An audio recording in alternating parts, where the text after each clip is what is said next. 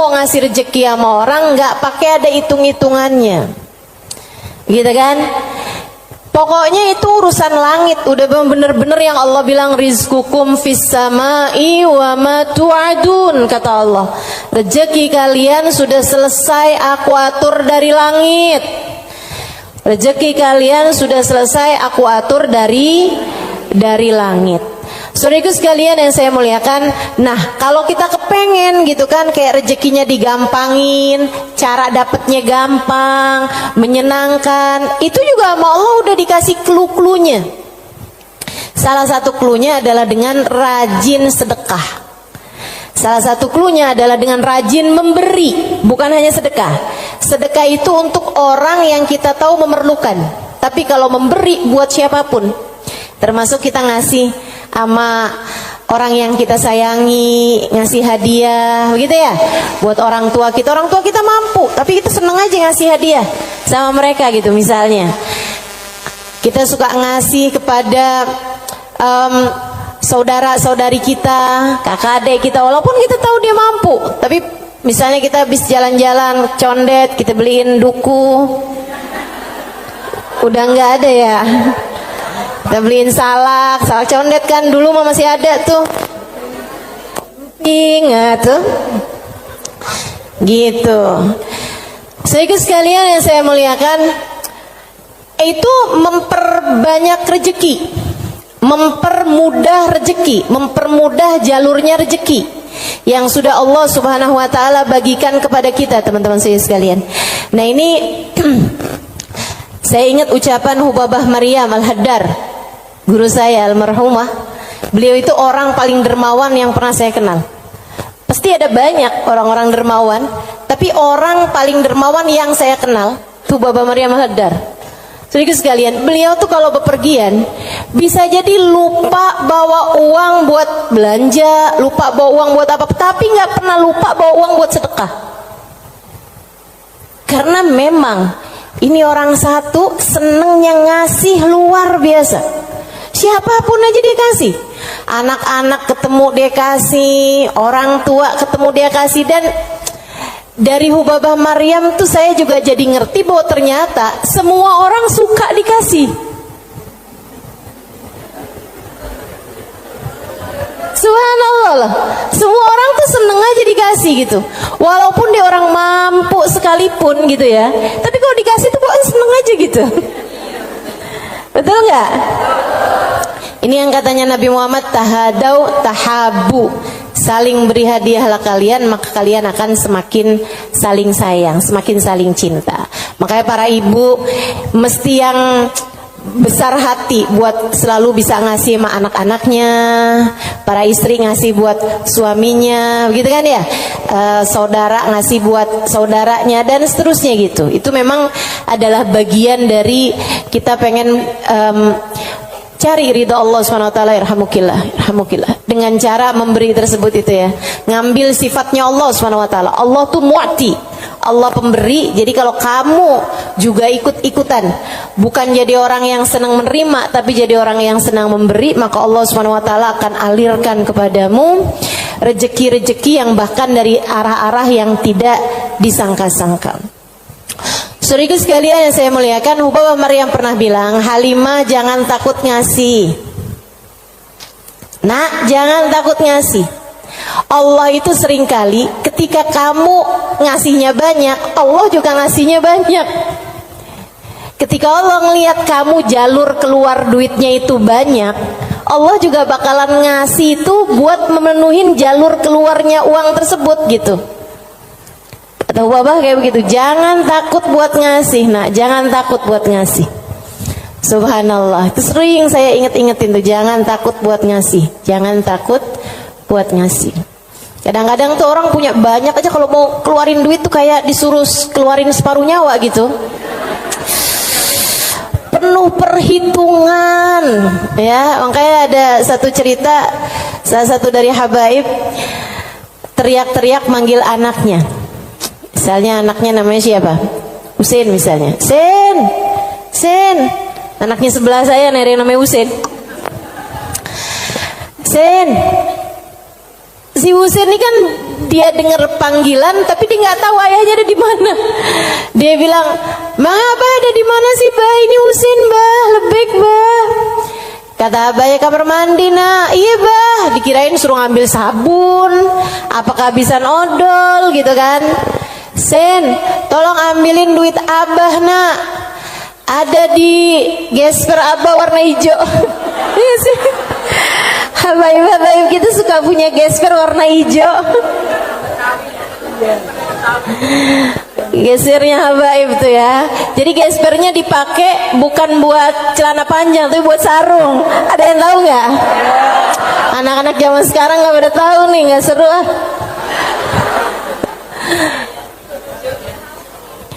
Dia bilang, "Ambilin duit Abah, Nak. Kasihin kepada keluarga fakir miskin di jalan apa gitu," disebutin nama dia.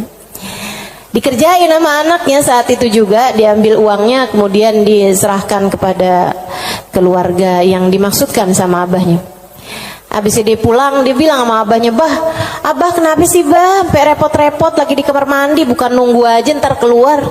Abahnya bilang, "Nak, kalau keluar setannya lain lagi." Emang sedekah tuh kalau nggak cepet-cepet dikeluarin lain lagi tuh. Coba aja kamu ngeliat orang nih, ya ampun kesian banget, mau ngasih nih kayaknya 100.000 deh misalnya gitu. Kita inget nih dompet kita ada 100 ribuan gitu kan. Pas kita buka dompet, tapi banyak juga loh orang kayak gitu, 50.000 aja apa ya gitu. Kelihatan ada duit yang hijau 20 ribuan. Terakhir keluarnya berapa? 5.000. Ada yang pernah begitu? Mana orangnya? Saya. Urusan sedekah luar biasa. Kalau nggak cepet-cepet dikerjain, luar biasa setannya, teman-teman sekalian. Makanya mudah-mudahan Allah Subhanahu wa taala selamatkan kita dari segala sifat pelit-pelit ini nih. Baik itu yang namanya syuh ini udah pelit yang banget pelitnya, ataupun bakhil orangnya ya. Kalau yang tadi atas syuh orangnya namanya syahih. Kalau yang kedua nih bakhil, yaitu orang yang pelit sama apa yang dia punya, ama yang jadi miliknya dia mau ngeluarinnya tuh penuh dengan perhitungan. Dan gayahnya, puncaknya orang pelit yang kayak beginian nih, puncaknya pelit adalah dia sampai berusaha untuk bisa yang wajib-wajib pun jadi nggak wajib. Gimana caranya gitu? Kayak bayar zakat gitu kan, mikir-mikir mau bayar zakat harta 2,5% dari harta kita di akhir tahun. Itu kan kalau mau dicari-cariin jalannya biar nggak keluar zakat, bisa teman-teman, bisa. Terutama nih orang-orang kayak saya nih, belajar fikih kelamaan, belajar fikihnya lama, saya tahu persis cara mengelabui hukum Islam. Tetapi teman-teman saudara sekalian, ilmu ini walaupun saya mengetahuinya, saya tidak akan mengamalkannya buat diri saya pun juga buat orang lain. Kenapa gitu? Kamu sedang mengelabui siapa? Bukankah Allah Maha tahu segalanya? Kamu mau nih gimana caranya biar duit saya nih nggak saya zakatin? Oh, kamu begini. Misalnya gitu ya. Sekedar dirubah bentuk duitnya itu, jadi tanah, jadi rumah, kan zakatnya setahun lagi. Bisa aja kayak begitu. Akan tetapi teman-teman saudara sekalian, sekali lagi ini pengelabuhan urusan dunia. Tapi kalau urusan di hadapan Allah Subhanahu wa taala, Allah tahu segalanya. Allah paham niatmu, mau deket haul, mau deket waktunya wajib mengeluarkan zakat, kamu beli tanah biar duit kamu berubah jadi tanah untuk menghindarkan kewajiban zakat. Allah paham betul urusan apa yang ada di dalam hatimu itu. Jadi janganlah sok-sokan cari-cari. Mungkin ada pendapat lain yang bikin ini jadi nggak wajib, misalnya gitu kan? Ada aja, bisa aja teman-teman saudara sekalian.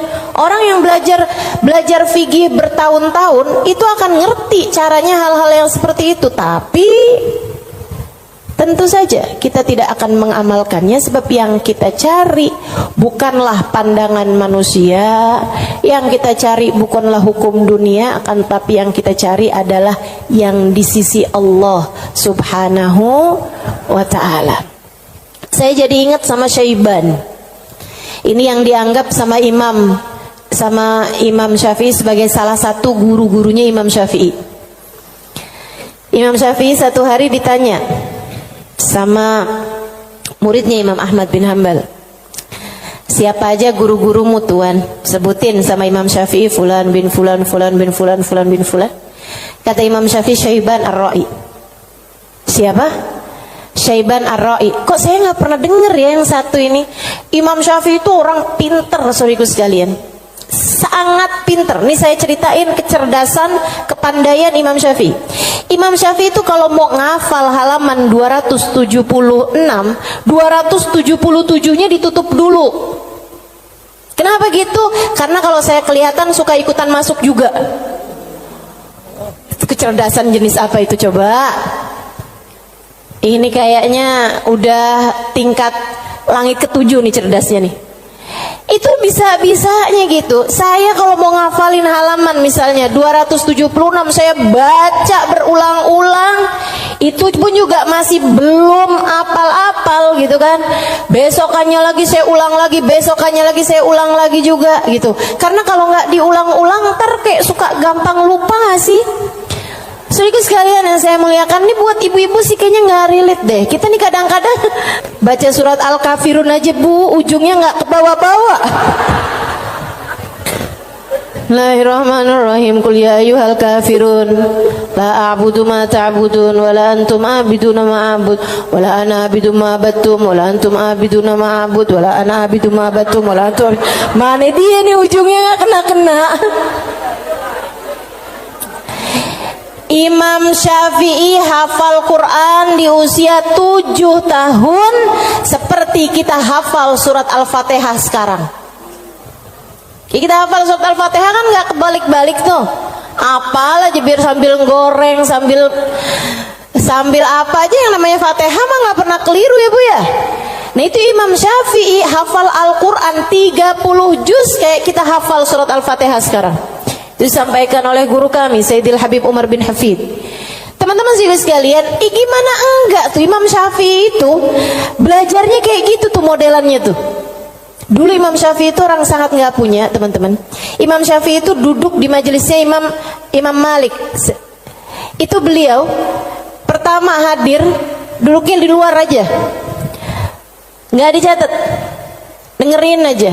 Karena nggak istilah katanya nggak ikutan bayar sekolahnya, jadi dia di luar gitu kan. Satu waktu habis selesai murid-murid pada keluar, gurunya nih ngeliatin si anak ini dipanggil sama gurunya gitu. Terus tanyain, belum Imam Malik ini ya, gurunya yang masih awal, masih dasar. Tanyain gitu, nak, tadi apa yang saya terangkan? Dia bisa ngulangin semua yang diterangin sama gurunya 100%. Habis itu gurunya bilang, nak kenapa kamu nggak duduk di kelas saya? Dia bilang, karena saya nggak ikutan bayaran. Nggak apa-apa, duduklah nak di kelas saya akan berbangga dengan kamu bisa duduk di kelas saya. Dah tuh Imam Syafi'i. Kalau mau ngafalin halaman sebelah, halaman yang sesudahnya tuh ditutup dulu sama beliau, karena gampang banget masuk, asal kelihatan kelebetan udah langsung masuk. Kecerdasan yang luar biasa teman-teman saudaraku sekalian yang saya muliakan. Nah ini satu waktu ditanya sama muridnya Imam Ahmad bin Hanbal, guru-gurumu siapa aja tuan? Sampein si ini. Kenal, rata-rata Imam Ahmad bin Hanbal kenal, mereka adalah ulama-ulama pada masa tersebut gitu, yang disebut sama Imam Syafi'i, Syaiban Ar-Ra'i. Baru nggak kenal. Siapa tuh Syaiban Ar-Ra'i? Ra'i dia bilang, kata Imam Syafi'i, tukang gembala kambing. Penasaran, Pengen dong kenal. Oh iya, nanti saya akan ajak kamu. Satu hari diajak nih sama Imam Syafi'i, Imam Ahmad bin Hanbal diajakin pergi ke tempatnya Syaiban Ar-Ra'i. Di mana diajakinnya? Di tempat gembalaan kambing. Sambilan tuh kambing digembala, Syaiban sholat. Kambingnya semua makan rumput, dianya sholat. Habis saya sholat, di Imam Syafi'i sama Imam Ahmad bin Hanbal duduk di situ. Assalamualaikum warahmatullahi wabarakatuh ya Syaiban. Waalaikumsalam warahmatullahi wabarakatuh. Syaiban, saya nih datang kemari nih, katanya Imam Ahmad bin Hanbal, karena Imam Syafi'i waktu saya tanya salah satu gurunya, dia menyebutkan dirimu wahai Syaiban. Emang Syafi'i ini ada-ada aja. Tawadu kan, bukan yang ya gitulah saya. Walaupun saya kelihatannya penggembala kambing ya, tapi jangan remehkan. Saya gurunya Imam Syafi'i, enggak gitu. Dia bilang, Imam Syafi'i ini emang ada-ada aja. Bagaimana mungkin penggembala kambing seperti saya jadi gurunya Imam Syafi'i? Kata Imam Syafi'i, Syaiban, saya datang kemari ini mau bertanya beberapa permasalahan. Oh iya, boleh. Apa pertanyaanmu? Yang pertama, kami mau tanya kepadamu urusan sholat. Kalau kamu nih ngerjain sholat, terus kamu lupa Syaiban, ini udah 2 rakaat apa baru 1 rakaat ya? Apa yang harus kamu lakukan wahai Syaiban? Syaiban jawab, ala madhabina au ala madhabikum. Sesuai madhab kalian atau sesuai madhab saya? Oh, Syaiban punya madhab. Maaf, Syaiban punya madhab. Katanya Imam Syafi'i, emang ada 2 madhab nih dalam masalah ini? Iya, tentu saja. Madhab kalian selalu berbeda dengan madhab saya. Oh, boleh kami tahu kalau sesuai dengan madhab kami gimana Syaiban? Kalau madhab kalian, kalau lupa berapa rakaat sholat, ngambil rakaat yang sedikit, kemudian sesudahnya sujud sahwi. Iya benar, kata Imam Syafi'i, benar. Begitu memang yang disampaikan oleh baginda kita Nabi besar Muhammad sallallahu alaihi wasallam. Kalau madhab kalian gimana Syaiban? Kata Syaiban, kalau madhab kami, madhab ahli tasawuf, madhab hamba-hamba dekat dengan Allah Subhanahu wa taala, madhabnya para wali lah boleh dibilang. Dia bilang kalau kami sholat menghadap Allah tapi kami sampai lupa berapa rakaat kami menghadap kepadanya, artinya kan pikirannya kemana-mana. Dia adalah orang yang sudah kurang ajar kepada Allah. Dia harus dihukum dengan puasa setahun dan qiyamul lail setahun. Itu hukuman buat orang, itu pelajaran buat orang yang bisa sampai lupa ngadep sama Allah Subhanahu wa ta'ala. Ada yang mau ikutan madhabnya Syaiban?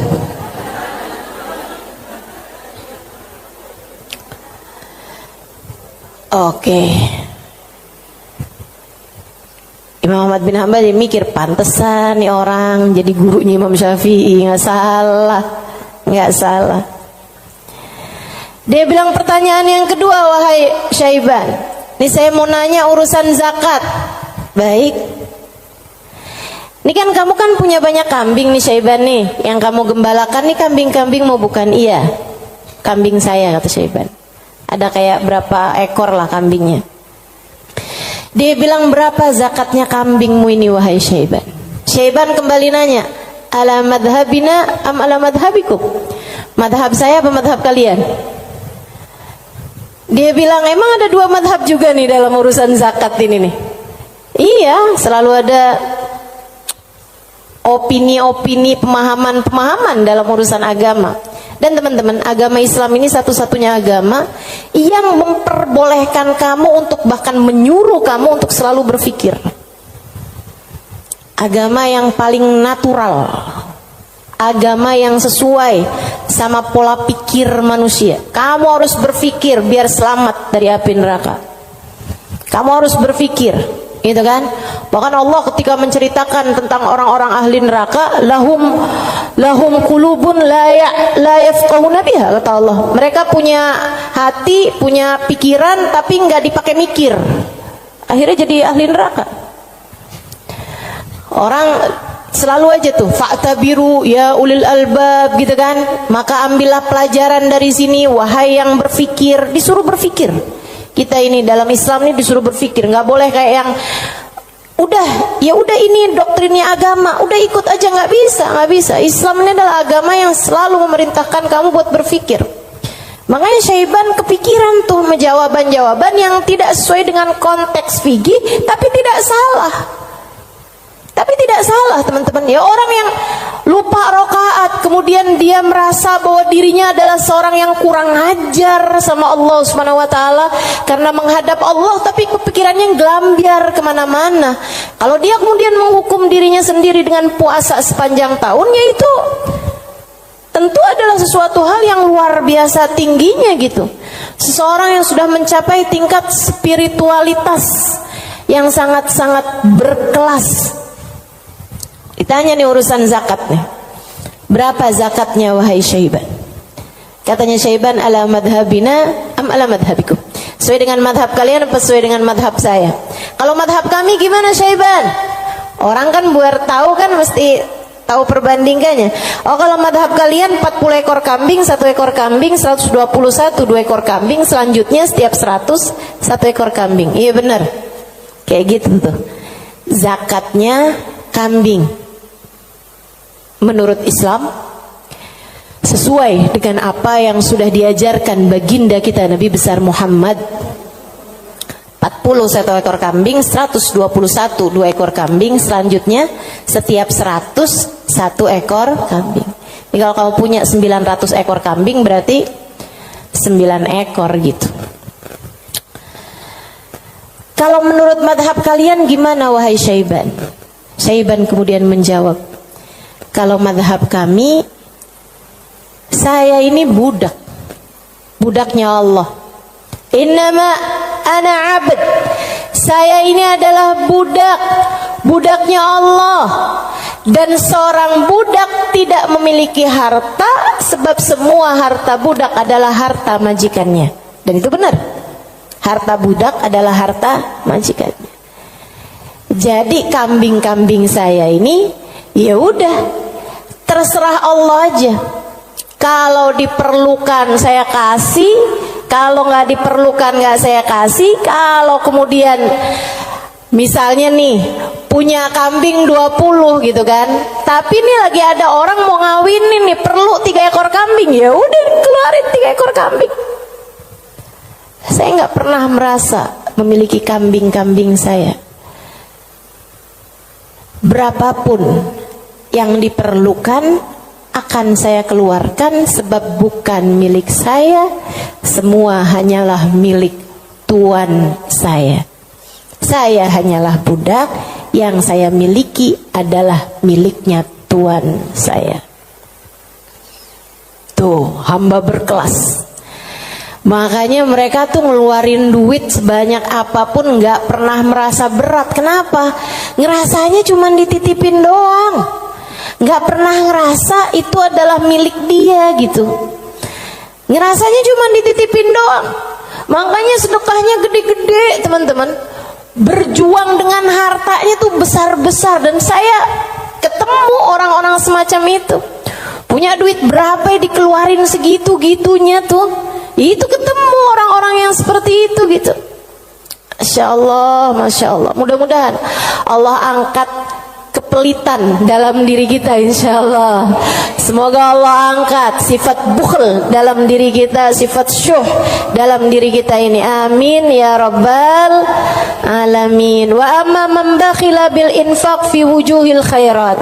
Adapun orang-orang yang pelit dalam menafkahkan hartanya pada jalan-jalan kebaikan, wa taraikir kurubat, dan arah-arah kurubat, arah-arah ibadah. Maksudnya kalau disuruh keluarin hartanya buat yang lain misalnya gitu ya, dia ngawinin anaknya, wuduh jor-joran tuh. Tapi kalau giliran suruh nyumbang, itulah ya. Dia punya hartanya banyak nih. Kalau misalnya duitnya itu mau dipakai buat bikinin pesta, bahkan sekedar pesta ulang tahun yang tiap tahun tuh keulang, anu itu ya, itu dia akan kerjain gitu kan. Oh, ulang tahun kek, ulang tahun perkawinan kek, ulang tahun anaknya, ulang tahun cucunya, dia keluarin hartanya gampang banget gitu. Tapi giliran bikin maulid dong, nih kan lagi bulan maulid, udah banyak kok yang bikin maulid. Ya kalau gitu nyumbang deh buat orang yang bikin maulid, udah banyak yang nyumbang buat bikin maulid gitu. Jadi kalau urusannya yang kebaikan-kebaikan gitu kan, tuh ada pondok pesantren tuh lagi susah, oh ya udah deh ntar aneh sampein deh sama orang itu tuh, orang itu kaya tuh, banyak tuh duitnya tuh. Dia lupa kalau duitnya juga banyak. Ada orang-orang yang kalau jalan-jalan yang lain dia royal, dia biasa aja gitu, ngeluarinnya nggak berat. Tapi di saat dia suruh ngeluarin untuk jalan-jalan kebaikan, dia ngerasa berat. Yang kayak begini, ma'at tamakkun min dzalik, padahal dia mampu untuk melakukan itu, fahaluhu ahwan min halil ladzi qabla, keadaan dia masih lebih mending daripada keadaan orang-orang yang di atasnya, yang syuh atau yang syahih atau yang bakhil tuh ya.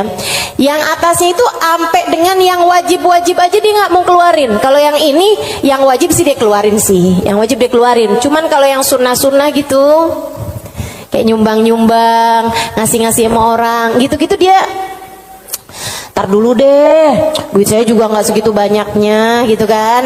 Ada orang nih susah-susah nih, terus dia bilang gitu, emang beneran susah, anak-anak yatim, gitu kan, korban bencana alam atau apa gitu, emang beneran susah. Itu juga mau ngeluarinnya kayak yang berat banget gitu. Yang kayak beginian, gimana nih? Ahwan minal ladzi qabla, mendingan sih daripada yang sebelumnya. Sebutnya apa? Wa yusamma bakhilan aidan, disebut juga orang bakhil juga.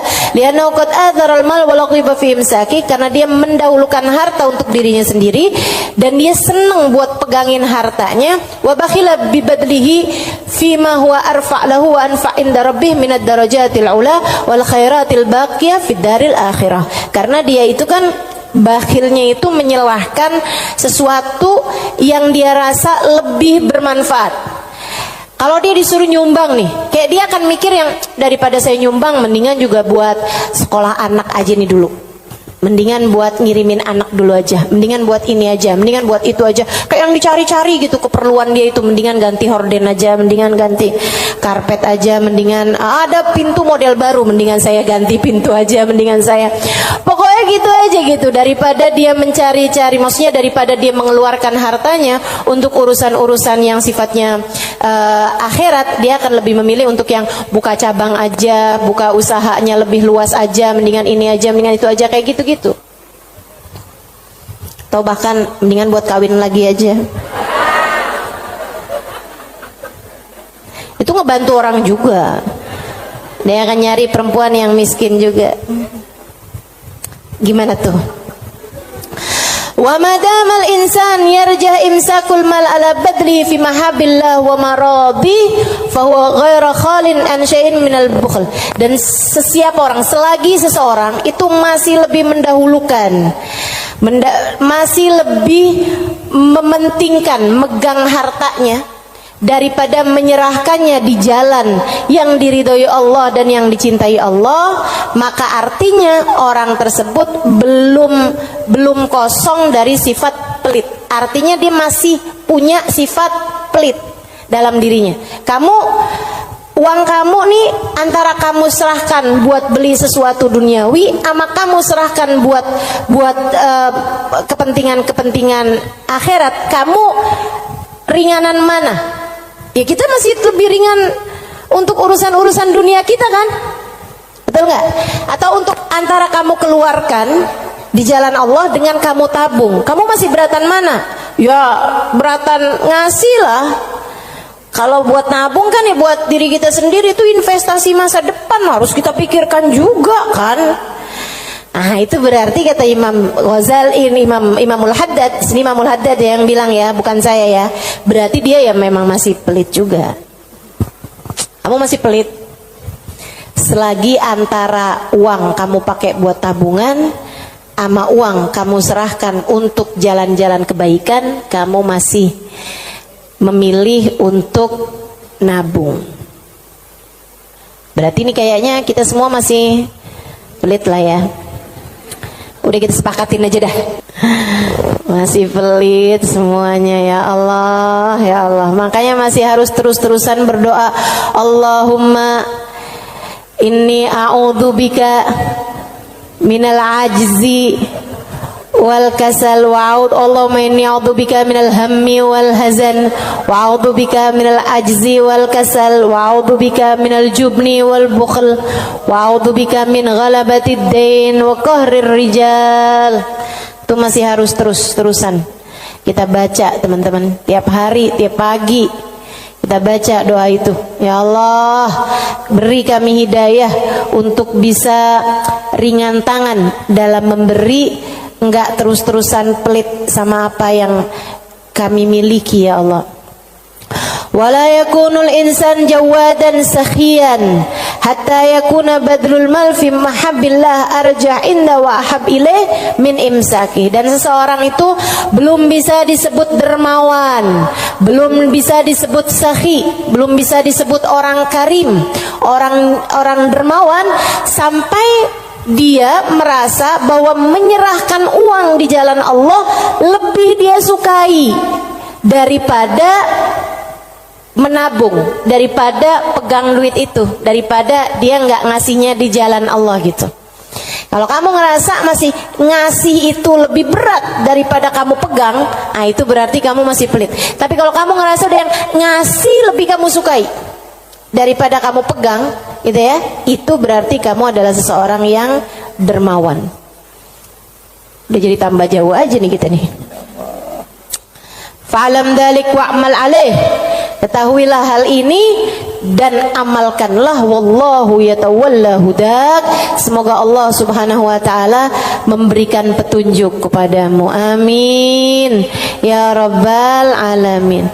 Wa minal muhlikat, dan salah satu dari sifat-sifat yang dapat menghancurkan seseorang, salah satu dari sifat-sifat penghancur amal ibadah seseorang, salah satu dari sifat-sifat yang dapat meluluh lantakkan dirimu, menurunkan nilaimu di mata Allah Subhanahu wa taala adalah al-ghurur, sifat ghurur, tertipu. Apa tuh tertipu? Wa makna, arti tertipu adalah an yulabbisul insan ala nafsih. Dia bikin samar kepada dirinya sendiri, wa yuriyahal umur ala khilafi ma hiya alaih.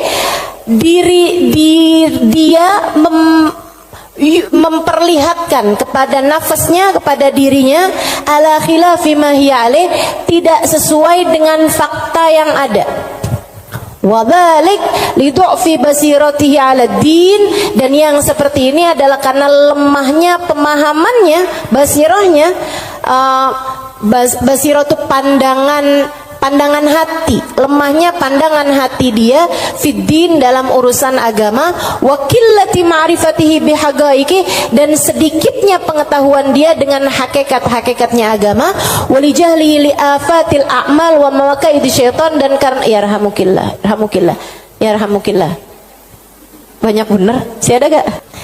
Walijahlihi, dan karena ketidakfahaman dia biafatil a'mal, dengan penyakit-penyakitnya amal, wa makaid syaitan, dan tipu dayanya syaitan, wali ghalabati hawa nafs alaih, dan karena menangnya hawa nafsu menghadapi dia, wa rukunihi ila amaniha wa khuda'iha, dan karena tenangnya dia dengan angan-angannya dirinya sendiri serta tipu dayanya dirinya sendiri. Waqad qala Allah taala, dan Allah Subhanahu wa taala telah menyampaikan muhadziran li ibadihi minal ghurur, memberi peringatan kepada hamba-hambanya tentang bahayanya ketertipuan ini.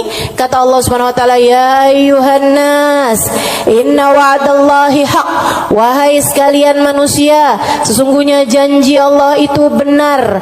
Fala taghurranakumul hayatud dunya, janganlah kehidupan dunia menipu kalian, wala taghurrannakum wala yaghurrannakum billahil ghurur, dan janganlah ghurur, tipu daya, menipu kalian dari Allah Subhanahu wa taala.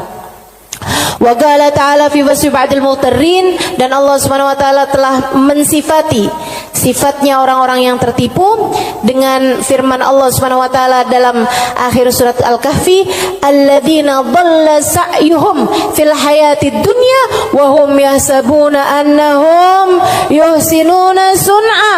Mereka adalah orang-orang yang sesat jalan mereka di dunia, akan tetapi mereka menyangka bahwasanya mereka telah berbuat banyak kebaikan-kebaikan dunia.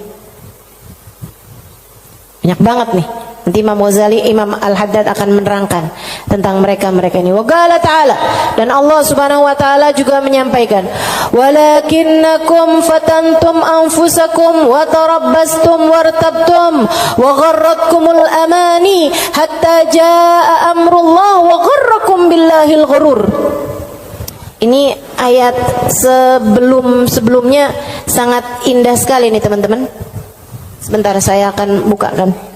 Kata Allah Subhanahu wa taala, walakinnakum fatantum anfusakum, akan tetapi kalian telah menipu diri-diri kalian sendiri, wa tarabbastum, dan kalian menunda-nunda, wartabtum, dan kalian merasa ragu, wa gharratkumul amani, dan kalian tertipu dengan angan-angan kalian sendiri, hatta jaa amrullah, sampai datang ajal menjemput kalian, wa gharrakum billahil ghurur, dan kalian telah tertipu, dan tipu daya telah menipu kalian dari Allah Subhanahu wa taala. Al-Hadid ayat 14. Al-Hadid ayat 14.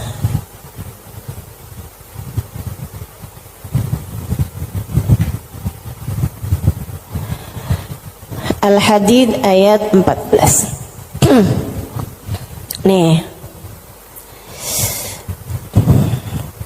Ini serem sih.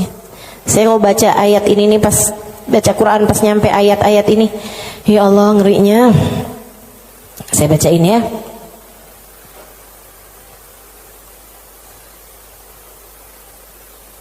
Dari mana ya enaknya nih ya? Dari ayat 11 deh. Al-Hadid dari ayat 11.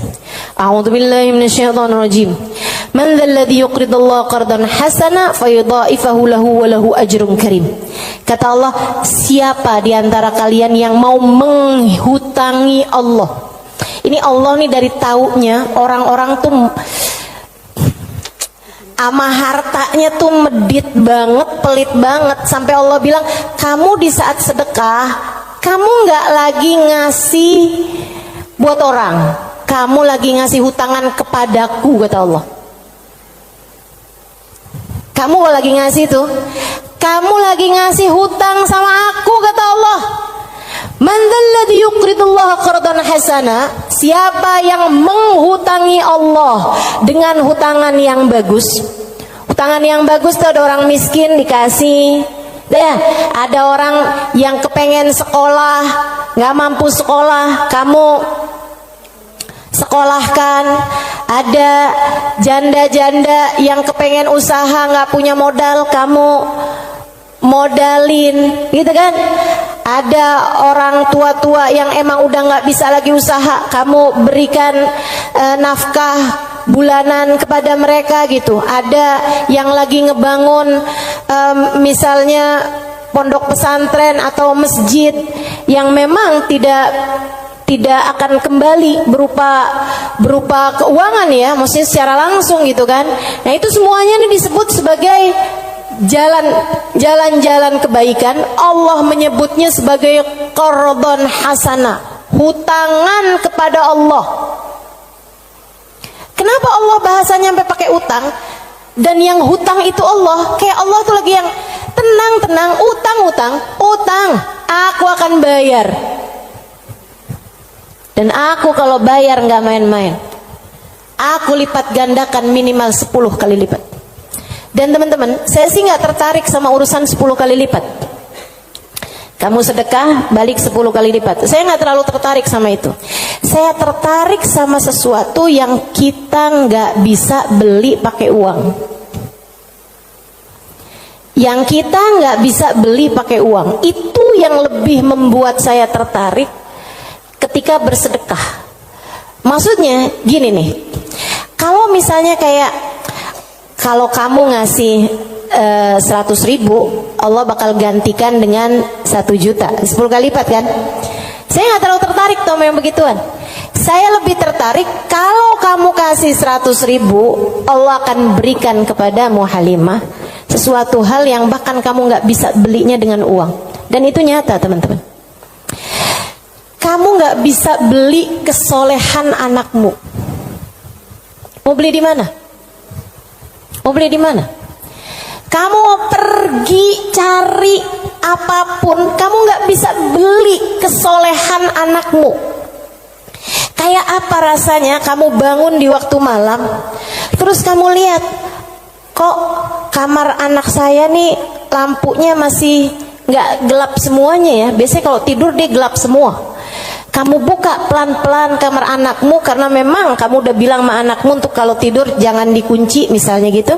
Kamu buka kamar anakmu dan di sanalah kamu lihat di jam 2 malam, jam 3 malam dia sedang bersimpuh di atas sejadahnya. Kamu bisa beli di mana hal kayak begituan? Saudariku sekalian yang saya muliakan, kamu punya anak-anak hatinya baik-baik. Bahkan kamu punya suami hatinya menyayangi kamu dengan tulus, bisa beli di mana? Kamu memutuskan untuk pakai skincare, pasang filler, kamu udah sulam alis, sulam bibir, kamu bahkan mungkin oplas, nambahin tingginya hidung, belum tentu bikin hati suamimu sayang padamu, betul? Beli di mana tuh rasa sayangnya suami kepada seorang istri? Belinya sama Allah Subhanahu wa ta'ala. Sebab Allah yang menggerak-gerakkan hati manusia. Saudaraku sekalian yang saya muliakan, Allah tuh kalau kamu kasih hutangan sama Allah Subhanahu wa ta'ala, kamu sedekahkan hartamu di jalan Allah Subhanahu wa ta'ala, Allah bisa bayar kamu dengan hal-hal yang gak bisa kamu beli pakai uang. Keberkahan kehidupan, kesolehan hati anak-anak, rasa sayang, rasa cinta di hati suamimu kepadamu, hati yang damai, kehidupan yang tenang, hati yang bahagia dalam taat pada Allah Subhanahu wa ta'ala. Bahkan hidayah, inayah, taufik dalam dirimu teman-teman saudariku sekalian. Gimana caranya mau beli? Kamu bisa bangun di waktu malam, kemudian 2 rakaat, 4 rakaat, 6 rakaat kamu mengerjakan ibadah pada Allah. Kemudian kamu beristighfar, kemudian kamu berdoa, kemudian kamu menyebut-nyebut namanya. Kenikmatan yang kayak begituan kamu gak bisa beli pakai uang. Itu hidayah dari Allah Subhanahu wa ta'ala. Suamimu gak mau sholat kecuali dengan berjamaah, itu hidayah dari Allah Subhanahu wa ta'ala.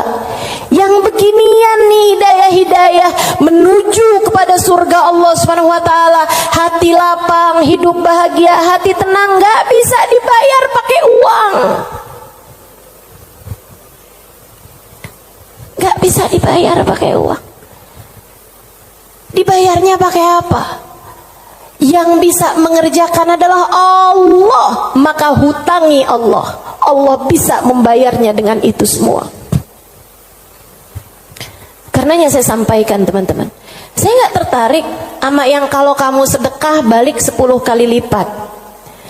Kalau kamu keluarin, kamu jual motor, kamu kasih sedekah, kamu dapat Avanza. Enggak, saya gak tertarik, mohon maaf. Bukan karena saya nggak tertarik sama pemberian Allah, tapi pemberian Allah yang masih bisa dibeli dengan uang, itu adalah pemberian-pemberian yang tidak berkelas. Allah bahkan memberinya kepada orang paling kafir di atas muka bumi sekalipun.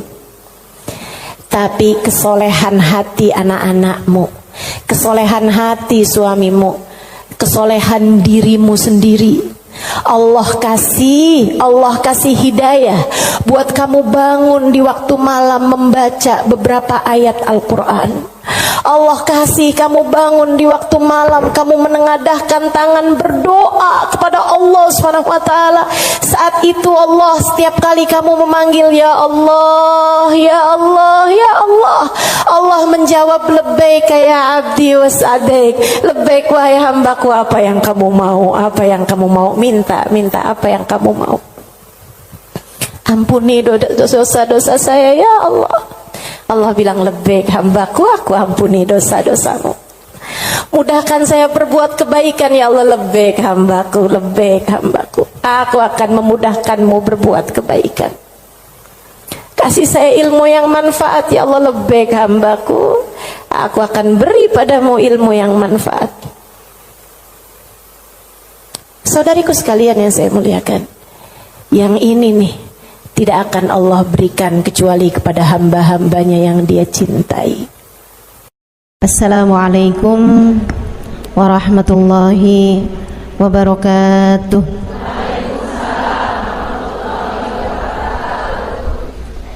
Alhamdulillah, wassalatu wassalamu ala Rasulillah Muhammad ibn Abdillah wa ala alihi wa sahbihi wa man wala. Subhanaka la ilma lana illa ma 'allamtana innaka antal alimul hakim. Rabbi shrah li sadri wa yassir li amri wahlul 'uqdatan min lisani yafqahu qawli, amma ba'du. Baik, sebelum kita mulai, kita akan baca niat belajar bersama-sama. Mudah-mudahan ilmunya nanti sekali lagi jadi ilmu yang manfaat buat kita sekalian. Bismillahirrahmanirrahim. Nawaitu ta'allum wa ta'lim wan naf'a wal intifa' wal mudzakarah wat tadhkir wal ifadah wal istifadah wal hidza 'ala tamassuk bi kitabillah wa sunnati rasulillah sallallahu alaihi wa alihi wasallam wa du'a ilal huda والدلالة على الخير ابتغاء مرضاته وقربه وثوابه وحسن الخاتمة مع اللطف والعافية وصلاح العاقبة برحمتك يا أرحم الراحمين. La hadratin Nabi Muhammad sallallahu alaihi wasallam wa alihi washabihi azwaji wa dzurriyyati wa ahli baiti wasallim wa jamil anbiya wal mursalin wal kulli ajma'in. Anna Allah yaghfiruhum wa yarhamuhum wa ya'li darajatihim fil jannah wa yanfa'una barakatihim wa asrarihim wa anwarihim wa ulumihim wa nafaatihim fid din wa dunya wal akhirah. Al-Fatihah, baca bersama-sama. A'udzu billahi minasy syaithanir rajim. Bismillahirrahmanirrahim. Alhamdulillahi rabbil alamin. Ar-Rahmanir Rahim. Maliki yaumiddin. Iyyaka na'budu wa iyyaka nasta'in. Ihdinas siratal mustaqim. Siratal ladzina an'amta 'alaihim ghairil maghdubi 'alaihim waladdallin. Amin.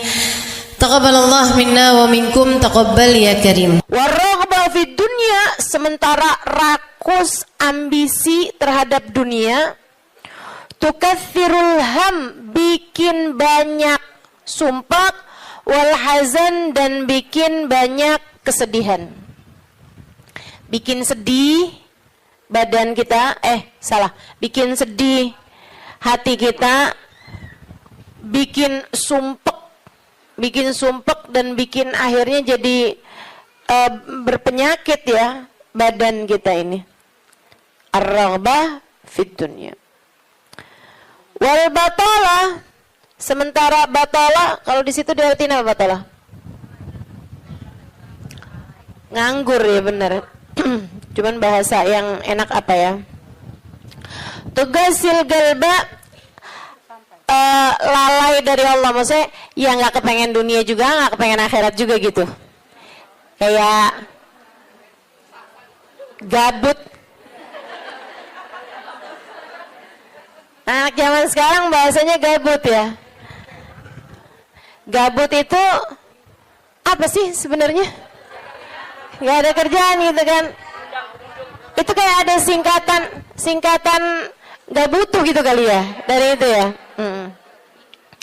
Gak ngapa-ngapain gitu, pengangguran aja gitu, gak jelas. Wal batalah tuh terlena, nganggur gitu kan, tidur mulu gitu, luntang lantung. Ada orang luntang lantung gitu kan, dibilang luntang lantung, dibilang lantung luntang. Tugasil galba, bikin keras hati, bikin keras hati. Nganggur itu penyakit bahaya, memang bahaya. Wa qala alaihi salatu wassalam, dan bersabda pula baginda Nabi besar Muhammad, naja awwalu hadhihi al-umma bizuhdi wal yaqin. Awal umat ini terselamatkan dengan zuhud wal yakin, dan dengan keyakinan yang kuat. Wasayahlik akhiruha bil hirsi wa tulil amal, dan akan hancur akhirnya umat ini, akan hancur disebabkan hirs, ambisi terhadap dunia, wa tulil amal, dan panjang angan-angan. Wa ma warada minal ayati wal akhbar wal athar fi dammi dunya wa dammil muhibbina laha warraghibina fiha wa dammil hirsi 'alaiha kharijun anil hasr. Dan apa yang warid, apa yang datang dari ayat, hadis, athar itu yang disampaikan oleh Nabi maupun para ulama, fi dammid dunya, dalam celaknya dunia, maksudnya mengenai betapa buruknya dunia, betapa buruknya orang-orang yang mencintai dunia, betapa buruknya orang yang ambisi terhadap dunia, dan mil hirs 'alaiha, betapa buruknya orang yang rakus terhadap dunia. Banyak sekali kharijun anil hasr, enggak bisa kehitung. Ayat, hadis maupun ucapan para ulama mengenai betapa buruknya dunia, betapa buruknya para pecinta dunia dan lain sebagainya, ini banyak banget hadisnya, keterangannya enggak kehitung.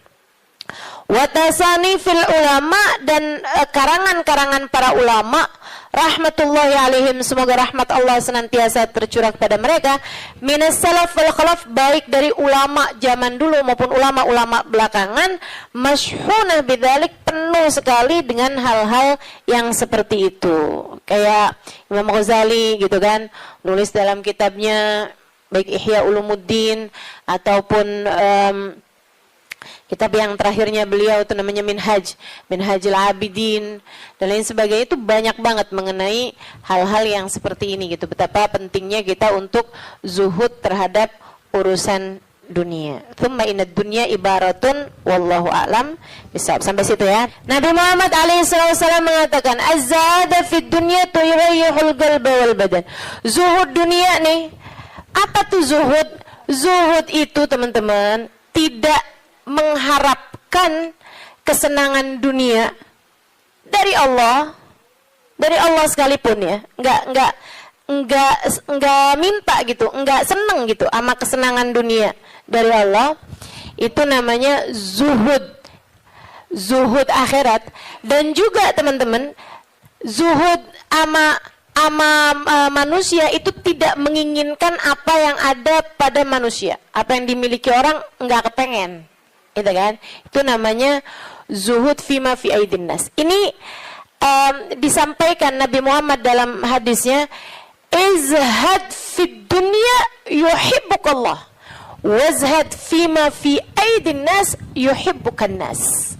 Kata Nabi Muhammad alaihissalam, zuhudlah kamu dari dunia. Zuhud tuh enggak seneng, enggak ambisi, enggak fokus kepada kesenangan dunia maupun maupun pencapaian dunia. Hati-hati, tipis teman-teman bedanya, gitu kan? Pencapaian dunia, saudara sekalian, kayak gini loh, banyak followers, majelisnya jadi rame, itu tipis tuh antara kamu kepengen akhirat sama kamu kepengen dunia. Buat siapanya? Bukan buat yang hadir. Saya rasa kalau yang hadir mudah-mudahan baik gitu kan. Tipisnya itu buat pelaku-pelaku dakwah, baik yang rumahnya buka buat majelis atau dia buka majelis, atau yang ngajarnya nih gitu. Karena kalau tujuannya senengnya itu adalah urusan-urusan dunia, tuh tipis banget, setan nantinya tuh bisa masuk dari arah situ. Dari arah situ masuknya. Izhad fid dunia, kata Allah Subhanahu wa taala. Makanya dari tipisnya nih yang saya sebut tadi itu ya, kayak keinginan kamu tuh dunia apa akhirat, keinginan kamu tuh pujian manusia atau pujian Allah. Itu sampai-sampai banyak dari para wali-walinya Allah Subhanahu wa taala meninggalkan kemasyhuran dunia karena khawatir sama hatinya. Banyak saudaraku sekalian. Sampai ada di antara para wali itu yang sampai berpura-pura nyuri,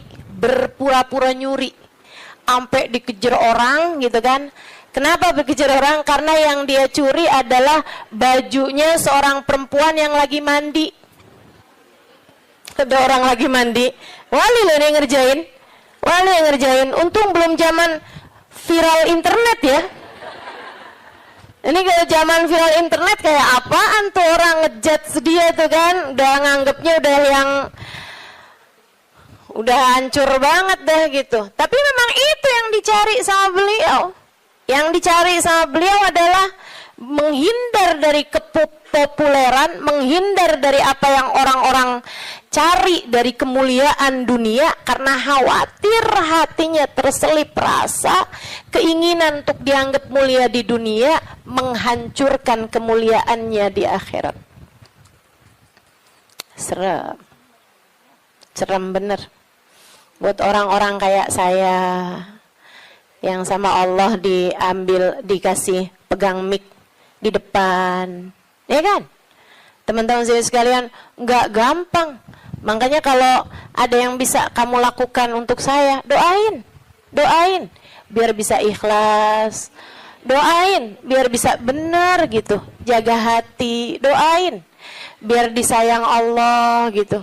Kesian nih, begitu udah masuk nih setan, teman-teman sekalian, setan tuh ya datang ke pedagang beda, datang ke orang awam beda, datang ke ulama beda lagi. Waduh, yang datang ke ulama nih setannya juga ulama.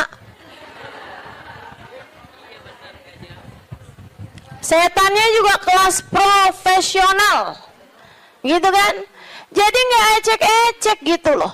Setannya juga setan-setan berkelas, teman-teman saya sekalian. Nah itu kan yang belum tentu selamat gitu, belum tentu selamat. Masya Allah. Ada tuh zamannya Imam siapa ya? Ada Imam Ghazali cerita dalam Ihya-nya. Kita suka ketawa-ketawa tuh dengerin cerita Imam. Maksudnya kalau baca ceritanya Imam Ghazali yang begitu-begituan.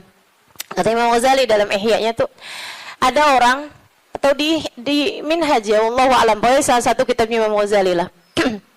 Imam Ghazali cerita, ada orang dia itu ulama, teman-teman. Cuman ulamanya itu masih suka yang ya gitulah, masih ada kesenangan dunianya. Senang sama popularitas, senang sama dimuliain orang, senang sama ini sama itu. Ada satu ulama khomul, ulama yang lain nih, ulama yang nggak seneng namanya terkenal, nggak seneng, dia nggak seneng sama urusan begituan, urusannya antara dia sama Allah, tapi ilmunya luar biasa. Ulama yang kedua nih, ini ulama yang pertama nih, saya nggak inget namanya gitu ya, dua-duanya nih saya nggak inget namanya. Nah ulama yang pertama nih, dia lagi khutbah dia lagi khutbah Jumat, teman-teman saya sekalian, dia ngomong sesuatu yang dinisbatkan kepada ulama yang kedua yang nggak senang keterkenalan apa ini, teman-teman.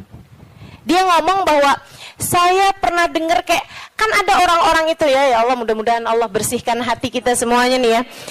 Ada orang-orang yang kalau cerita sama orang lain, bahkan di mic sekalipun, senang menunjukkan kedekatannya sama ulama yang lain atau sama orang-orang yang berilmu, guru-guru apa segala macam gitu kan ya.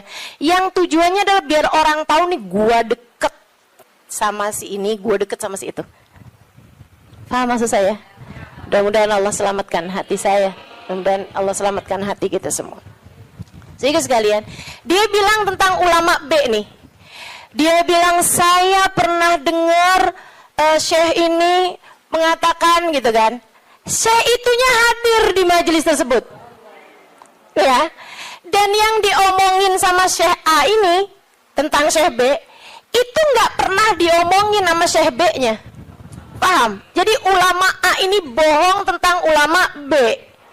Bohongnya di khutbah Jumat cuman untuk menunjukkan betapa dekatnya dia sama ulama B tersebut itu. Dia ngomong kayak begitu, sehingga sekalian, tahu apa yang dikerjain sama ulama B? Ulama B ini, kenapa nih anak? Beliau berdiri nyabut bulu ketiak di tengah orang banyak. Beliau berdiri nih. Beliau berdiri kemudian nyabut bulu ketiak. Heh, Syekh, kurang ajar kamu. Ini waktunya khutbah. Saya nggak pasti itu khutbah Jumat atau khutbah yang lain nih ya. Ala kulli hal, Syekh, ngapain kamu di waktunya khutbah, kamu malah cabut bulu ketiak? Duduk Syekh, nggak punya adab. Kata Syekh B ini, kamu yang nggak punya adab nak. Kamu yang nggak punya adab Pak. Kenapa kamu mengingatkan saya untuk sesuatu hal yang sunnah? Nyabut bulu ketiak, kalau salah memang hari Jumat ya. Nyabut bulu ketiak hari Jumat hukumnya sunnah. Ala sunnah. Walimada astahi, dia bilang. Kenapa saya mesti malu? Kamu gak punya malu apa depan orang-orang kamu nyabut bulu ketiak? Bulu ketiak itu kan buat laki-laki, sama laki-laki nggak aurat. Sesama perempuan aja nggak aurat. Bulu ketiak ya, maaf ya. Teman-teman sekalian, beliau bilang walimada astahi. Kenapa saya mesti malu? Ana ala haq wa anta alal batil. Saya mengerjakan barang hak, kamu mengerjakan barang batil. Dia bilang saya mengerjakan barang hak, nyabut bulu ketiak sunnah hari Jumat. Dia bilang kamu ala batil. Karena kamu menceritakan tentang saya sesuatu yang tidak pernah saya katakan. Saya Syekh Fulan, saya sebutin nama dia namanya. Ya Allah, merah padam mukanya. Seram, teman-teman, seram. Ya gitulah. Kadang-kadang tuh sampai tipis banget keinginan dakwah atau keinginan pamer. Tipis. Setannya tuh ngebisikin sampai kayak suara semut. Katanya Nabi Muhammad alaihi salatu wassalam, "Ar-riya yadhubbu ala ummati kadhabibin naml." Riya itu bersuara di hati umat saya kayak suaranya semut. Nyaris enggak kedengeran. Enggak kedengeran suaranya. Antara kamu seneng agama Allah jadi tinggi atau kamu seneng nama kamu jadi tinggi. Tipis, segaris, bahkan lebih tipis daripada kulit bawang, teman-teman. Oke, mesti terus minta perlindungan sama Allah. Ya Allah, ya Allah, ya Allah, ya Allah. Bimbing terus ya Allah, ya Allah, ya Allah. Gitu. Mudah-mudahan Allah karuniakan keikhlasan bagi kita sekalian insyaallah. Sebab yang namanya pencapaian akhirat, teman-teman. Dan pencapaian akhirat kita nggak pernah tahu. Pencapaian akhirat tuh kita nggak pernah tahu. Taunya kapan? Entar di akhirat. Namanya juga pencapaian akhirat. Taunya entar di akhirat. Saat kamu berhasil menghadap Nabi Muhammad, saat namamu menjadi seseorang yang dikenal oleh Nabi Muhammad, kalau mau bangga tar di sana. Kalau mau bangga ntar di sana. Saat kamu bisa melewati jembatan Sirat secepat kilat. Saat kamu bisa selamat masuk surga Allah Subhanahu wa taala. Saat kamu bisa digiring di belakang bagindamu Nabi besar Muhammad. Mau membusungkan dada saat itulah silahkan. Mau ngerasa diri sesiapa saat itulah silahkan. Mau menganggap diri berhasil mencapai kemuliaan saat itulah silahkan. Mau menganggap diri mencapai pencapaian dalam dakwah saat itulah silahkan. Silahkan. Mau menganggap diri solehah saat itulah silahkan. Jika sampai namamu dipanggil oleh Nabi Muhammad, jika sampai kamu diperkenankan bersalaman dengan Nabi Muhammad, jika sampai Nabi Muhammad berkata raditu biki, aku ridho kepadamu, saat itulah silakan melayang-layang teman-teman. Sebelum itu terjadi, kamu masih antara-antara. Kamu masih ada di tepi jurang. Selagi itu belum terjadi, kamu masih ada di persimpangan jalan antara dinaikkan kepada Allah atau dihancurkan oleh Allah Ta'ala. Kita nggak pernah tahu. Kita nggak pernah tahu. Makanya selalu minta sama Allah, ya Allah, karuniakan keikhlasan agar ngerti melakukan sesuatu hanya untukmu, ya Allah. Karuniakan keikhlasan, mengajar karenamu, belajar karenamu, buka majelis karenamu, hadir majelis karenamu, nyumbang majelis karenamu. Karuniakan keikhlasan, ya Allah. Salat karenamu, sedekah karenamu, bantu orang karenamu. Begitu enggak lillah, dilepeh sama Allah, teman-teman, jadi apa? Enggak jadi apa-apa. Mau ribuan jamaah, mau kayak gimana yang terjadi juga, kalau dilepeh sama Allah jadi apa? Ditolak sama Allah, mau apa kamu? Mudah-mudahan Allah karuniakan keikhlasan.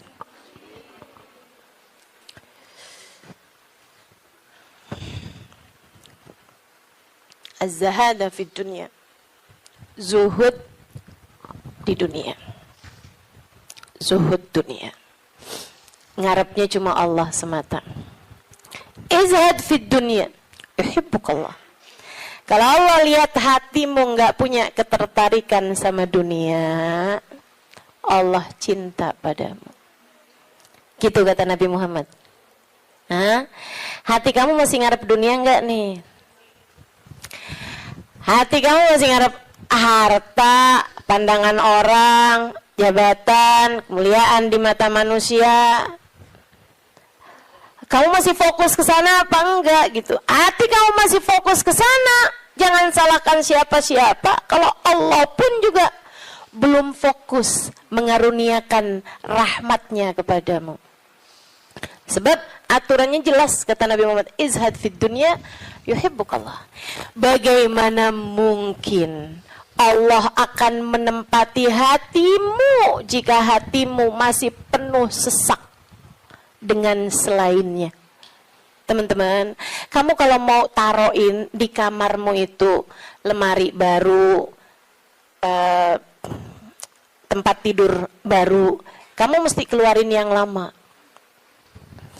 Kalau kamarmu itu masih banyak banget barang-barang lain yang nggak mungkin yang baru bisa masuk ke dalam kamarmu.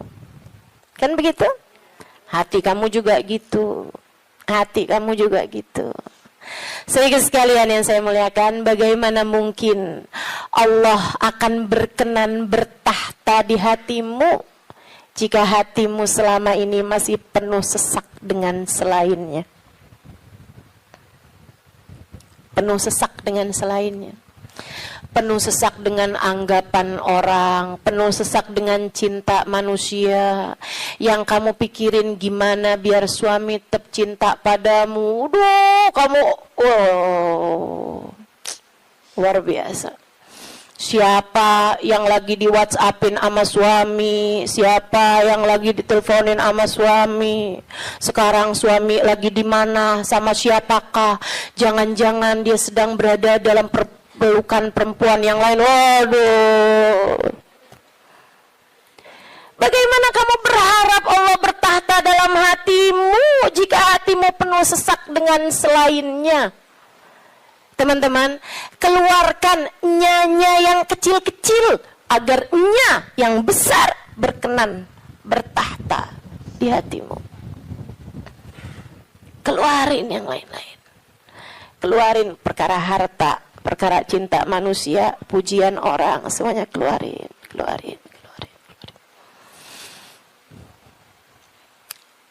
Jangan selalu nanya apa yang saya inginkan, apa yang saya ingin kerjakan. Tapi selalu bertanya, apa yang Allah inginkan, apa yang Allah mau saya kerjain. Terus gitu. Hidup belajar terus insya Allah. Izhad fi dunia, kata Allah. Kalau Allah lihat hati kamu kosong dari mencintai dunia, Allah akan bertahta di dalamnya. Allah akan cinta kepadamu, teman-teman. Yuhibbukallah, kamu akan dicinta sama Allah kalau begitu. Wazhad fima fi aidin nas yuhibbukan nas. Kamu pengen dicintai sama orang? Cintai, disenengin sama manusia? Seenggaknya gitu, punya teman-teman baik, punya kawan-kawan baik gitu. Orang nggak jauh dari kamu, itu juga nggak apa-apa, bagus. Caranya, katanya Nabi Muhammad, izhad fima fi aidin nas. Zuhudlah kamu dari apa yang dimiliki sama orang. Jangan selamitan, jangan kepengen apa yang dipunya sama orang. Orang gak seneng loh kalau kita tuh kayak yang, ih bagus, mau dong. Gak seneng, teman-teman. Ustazah kerudungannya cakep-cakep, Ustazah boleh gak buat saya? Misalnya gitu. Saya ngomong sama Ustazah Khadijah. Tuh ya. Gak bagus, teman-teman, gak bagus. Dan itu kamu gak akan disenengin sama orang kalau caramu kayak gitu tuh. Minta aja gak disenengin sama orang, apalagi ngambil. Kan ya, udah pasti tuh orang gak seneng. Orang itu, teman-teman, punya banyak sekalipun gitu kan, kalau diminta tuh, kecuali para wali-walinya Allah, kecuali para orang-orang lain itu mah tingkatannya, ya kan. Tapi kalau diminta tuh gak seneng itu juga gitu. Walaupun mintanya nggak yang dengan bahasa-bahasa yang ini gitu, terus terang, tapi kayak bahasa sindiran gitu kan. Kerudungannya banyak, boleh kali Ustazah, yang ini cakep nih, gitu kan? Enggak boleh, nggak baik kayak begitu. Kamu menurunkan kemuliaanmu, teman-teman. Yang kata Nabi Muhammad tuh, 1 titik hitam di wajahmu di akhirat nanti setiap kali kamu meminta kepada orang lain. Izhad fima fi aidin nas. Apalagi kalau sampai kamu, hati kamu nggak pernah tertarik sama apa yang dipunya sama orang. Oh, dicinta sama Allah. Saya ceritain tuh di buku Bidadari Bumi 2 tentang seorang perempuan yang diceritain sama Hubabah Nur. Jadi sekalian saya muliakan, saya lagi ngobrol sama Hubabah cerita tentang orang ini. Tuh bahwa ada tuh 5 orang tuh. Emang bener nih hadisnya Nabi yang ini bener banget. Ra'aituhu bi'aini, kata beliau. Saya lihat dengan mata saya. Dia bilang ada 1 orang, Alimah. Itu beliau, si perempuan ini, saya bolak-balik ngelihat di undangan, di kondangan, gitu ya, di pesta-pesta gitu, perkawinan kayak gitulah, kondangan-kondangan, bajunya itu terus. Saya tahu kalau dia ini miskin karena bajunya itu terus, gitu kan. Orang di Tarim itu kalau keluar semuanya pakai baju hitam. Nah, kalau baju hitam kan susah nandainnya kan yang sama semua. Betul apa enggak? Sehingga sekalian saya muliakan, makanya saya suka heran gitu, Ustazah Halimah ini fashionable, apa namanya? Bener nggak ngomongnya? Lagi mana? Apa tadi?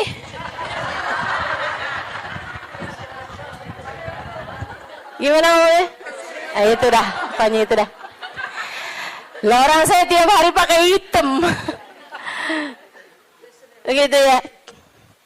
Sehingga sekalian, nah ini kan kalau keluar mah agak susah ditandain karena kan semuanya hitam gitu. Tapi kan kalau pas kondangan tuh, orang sana itu kalau kondangan dalam ruangan semuanya perempuan, mereka dandan. Mereka pakai baju gitu kan. Pakai baju yang berwarna-warni, ya. Pakai baju warna-warni, nggak ada yang pakai baju hitam tuh. Nggak ada yang pakai baju hitam. Saya waktu dulunya nggak tahu gitu kan, saya pakai baju hitam aja gitu masuk. Buka, waduh gimana nih mau buka ya? Habisannya terus udah ngerti gitu lama-lama. Jadi teman-teman, kata Hubabah, orang ini kalau kondangan baju itu mulu. Akhirnya saya punya niat, kalau nanti saya keluarin baju, saya panggil tuh orang. Saya cari tahu dan dia nih rumahnya ini apa, keluarganya siapa gitu, saya paham, saya tahu tempatnya karena Tarim tuh kecil, kota kecil, jadi semua orang memang saling kenal satu sama lain. Akhirnya dia bilang, kata Hubabah, waktu saya datang baju-baju yang baru-baru, ada orang ngasih ini apa segala macam, yang lama-lama saya keluarin. Hubabah tuh begitu teman-teman, ngajarin kepada kita jangan sampai yang aduh penuh banget, kamu masuknya iya keluarnya kagak gitu kan. Ada yang masuk, ada yang keluar. Akhirnya mau Hubabah baju-baju yang lama-lama tuh dikeluarin, bagus-bagus tentu aja ya, dan semua orang juga seneng dapat bajunya Hubabah gitu kan. Jangan terus minta, jadi kepikir nih, berangkat ke Tarim mau minta baju mau Hubabah. Tentu berkah kan ya, tentu berkah. Tapi ya sekali lagi jangan minta. Subhanallah teman-teman. Kalau nggak minta tuh, kamu mintanya mau ntar kasih. Jadi kepikir ya. Mau minta sama Allah. Gak usah yang gitu-gitu juga. Mau minta sama Allah tuh pahala aja. Udah pasti enak. Teman-teman sih sekalian, akhirnya Hubabah itu ngeluarin baju-baju beliau, ada setumpuk lah gitu. Beliau panggil tuh orang perempuan itu, panggil sama Hubabah. Dia seneng banget dan memang miskin banget teman-teman. Bajunya cuma itu aja, buat kondangan itu, buat keluar itu, buat sholat itu gitu. Dia cuma segitu itu bajunya gitu. Baju sholat kayak mau kena gitu, ya. 2, kalau 1 dicuci kan ada gantinya gitu. Terus baju keluar dia gitu, baju hitam 1, terus baju hari-harinya dia kayak daster gitu buat di rumah, 2 potong 2 biji gitu, tuh 1-nya lagi baju buat kondangan. Udah gitu aja, simple hidupnya. Sehingga sekalian dipanggil tuh perempuan sama Hubabah. Kata Hubabah, saya habis ngeluarin baju-baju nih, silahkan kamu pilih yang mana yang kamu mau, sisanya tolong bagiin, kamu yang bagiin gitu, sama siapa yang kamu mau deh gitu. Di depan Hubabah nih, majelis nih, dia bilang, oh gitu Hubabah, Masya Allah Hubabah, Masya Allah, mudah-mudahan Allah berkahi Hubabah, mudah-mudahan doain panjang lebar gitu. Saya pikir orang alhamdulillah ya, saya memberi kepada orang yang tepat nih gitu. Orangnya seseneng itu gitu dikasih baju. Makasih Hubabah, makasih. Mudah-mudahan Allah tambahin Hubabah, mudah-mudahan doa apanya. Habis itu dia sama satu, wah ini cocok nih buat ponakan saya nih. Kata, wah ini cocok nih buat teman saya sih itu. Saya lagi, oh cocok nih buat adik saya nih, ini cocok nih buat tangga saya, ini cocok. Sampai habis semuanya, nggak ada satu pun yang buat dia. Kata Hubabah, begitu semuanya buat orang lain tanpa ada satupun yang buat orang tersebut, ya Allah, 5 saat itulah saya jatuh cinta padanya. Bener banget yang Nabi Muhammad bilang, izhad fima fi aidin nas yuhibbukan nas. Ketika kamu tidak tertarik sama apa yang dipunya sama manusia lain, sama orang lain, justru manusia akan cinta padamu. Manusia ini memang unik.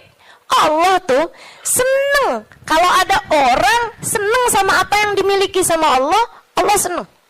Allah tuh diminta seneng.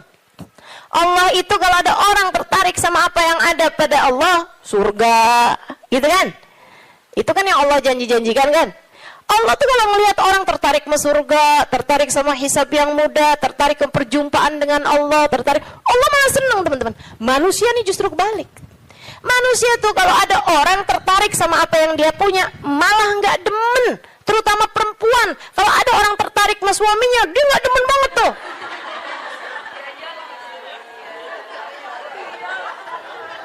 Ya iya kan, mang saya kan lagi bilang. Allah kan nggak gitu. Allah punya kekasih, namanya Muhammad. Kalau ada orang tertarik sama Nabi Muhammad, Allah seneng banget. Allah cinta banget, ya kan? Tapi kita kan nggak gitu.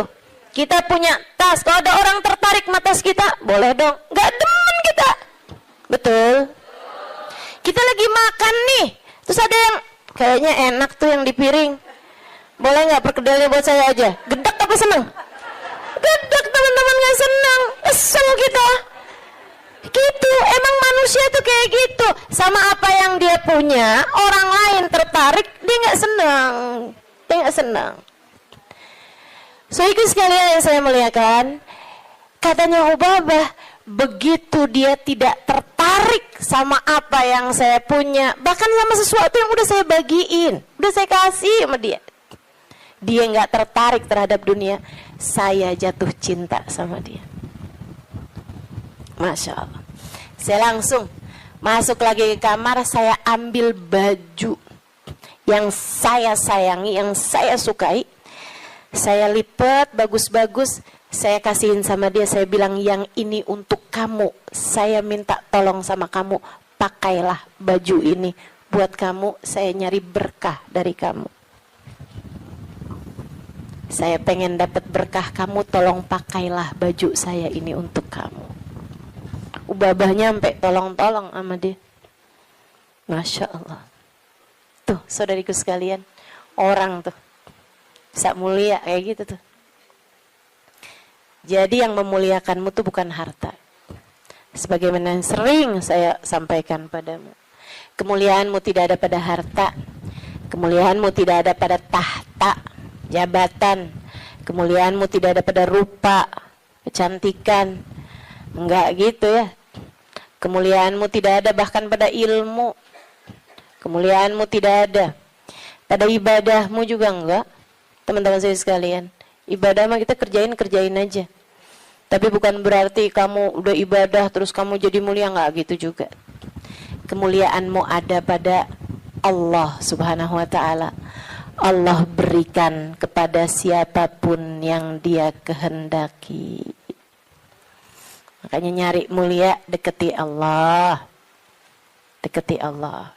Mudah-mudahan kita tidak dihalangkan untuk bisa dekat dengan Allah Subhanahu wa ta'ala.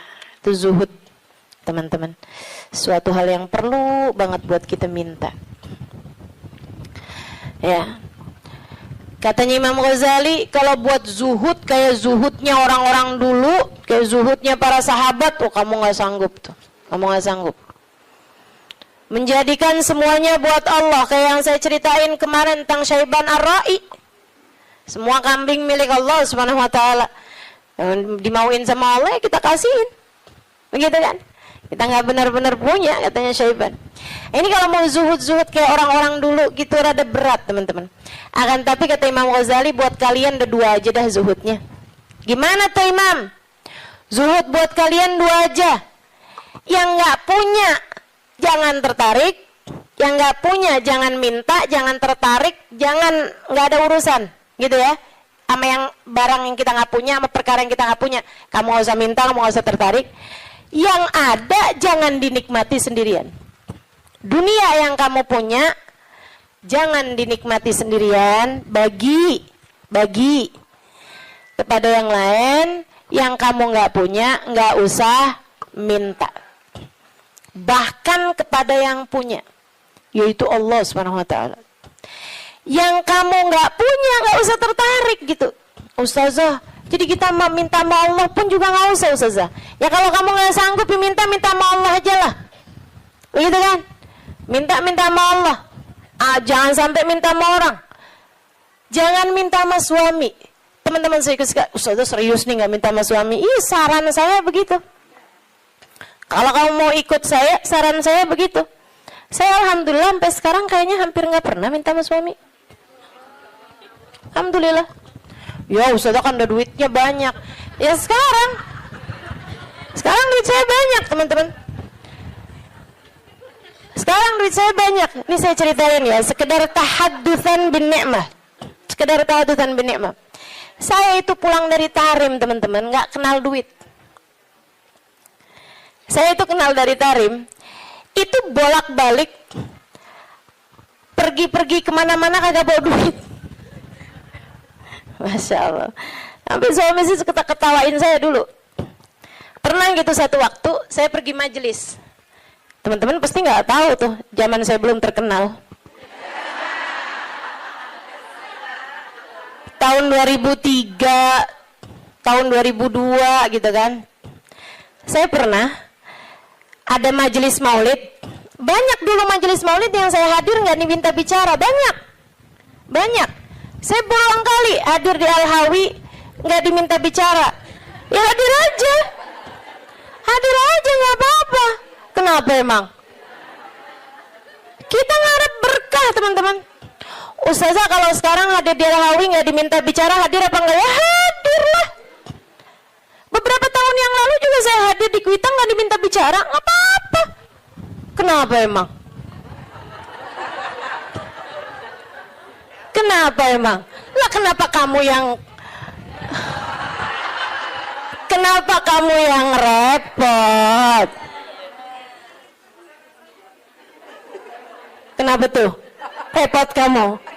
Kalau saya nggak diminta bicara, kamu repot? Nggak apa-apa, teman-teman. Emang kenapa? Kita dapat berkah dari hadir. Kita dapat ilmu dari yang menyampaikan. Kan begitu? Kalau kita diminta bicara, ya bicara. Kita diminta nggak bicara, ya nggak usah pengen bicara. Biasa aja. Diminta diam, kita diam. Diminta bicara, kita bicara. Kan begitu. Hamba Allah Subhanahu wa Ta'ala. Saudara sekalian saya muliakan, ala kulli hal, gitu ya. Enggak, saya cuma mau bilang aja, maksudnya bahwa yang sekarang kamu kenal itu dulunya juga nggak dikenal, kan begitu ya? Sekarang Habib Umar bin Hafid misalnya gitu, siapa orang nggak kenal sama Habib Umar bin Hafid, ya kan? Apakah pernah ada masanya Habib Umar nggak dikenal? Banyak, panjang masanya Habib Umar juga nggak dikenal, gitu. Jadi biasa-biasa aja. Yang masalah itu adalah rasa hati kita. Ini memang nih kelas-kelasnya ulama yang nggak kenal istilah star syndrome. Mudah-mudahan Allah karuniakan, teman-teman. Untuk orang-orang semacam saya ini mudah-mudahan Allah karuniakan. Jangan sampai tuh kena penyakit yang namanya star syndrome ya. Kayak, tahu kan maksud saya? Ini sekali lagi tahadutsan bin ni'mah ya. Meskipun tuh waktu saya sebut star syndrome tuh ada juga tuh nenek-nenek di sini nggak ngerti. Tapi dia mau nanya bingung kan? Nggak usah dipikirin melulun, nggak usah. Iya. Sehingga sekalian, jadi tuh karena saya belum tahu tempat-tempat di Jakarta, itu dulu awal kali saya datang ke sini dari pulang dari Hadramaut itu ada banyak majelis yang dianterinya sama suami saya. Suami saya nganterin tuh. Begitu ya. Jadi kalau ada orang, Ustazah ini kemana-mana nggak pernah dianterin sama suami, saya akan jawab, udah pernah.